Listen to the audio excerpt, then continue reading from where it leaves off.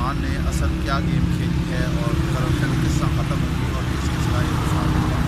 इससे पहले कि हम तफसील में जाएँ, अगर आपने अभी तक अल्लाह चैनल को सब्सक्राइब नहीं किया तो आप इसको सब्सक्राइब करें और बेल आइकन ना दबाना भूलिएगा ताकि आपको ताज़ा तरीन हालात से आगाही होती रहे।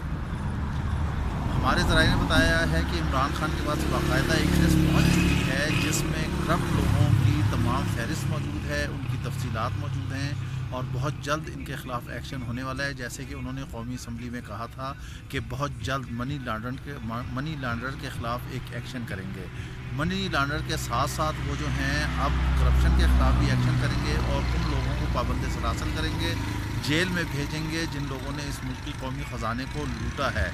वो लिस्ट अब हतमी दस्तखतों के लिए प्राइम मिनिस्टर हाउस में पड़ी हुई है और जैसे ही उस पर दस्तखत हो जाते हैं ओके हो जाएगा, वहीं से काम शुरू हो जाएगा।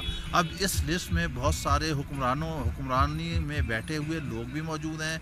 इसमें परवेज़ खटक भी मौजूद हैं, इसमें KPK के गवर्नर भी मौजूद हैं, इसमें फिर से अलीम खान भी मौजूद हैं, इसमें जहांगीर तरीन भी मौजूद हैं।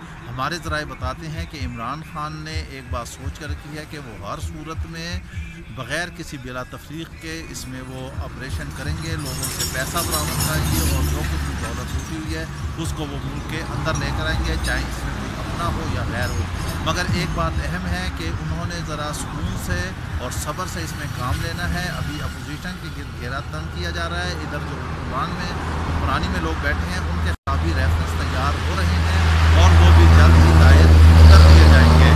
ज़राए ने यह भी इंकशाफ किया है कि इसमें चौधरी बरादरान के गिरद भी घेरा तंग होगा और उनके दौर में भी की हुई जो करप्शन है उसको भी उन्हें भी पाबंद सलासल कर दिया जाएगा और इसका मुल्क आहिस्ता आहिस्ता करप्शन के ख़िलाफ़ करप्शन से पाक हो जाएगा।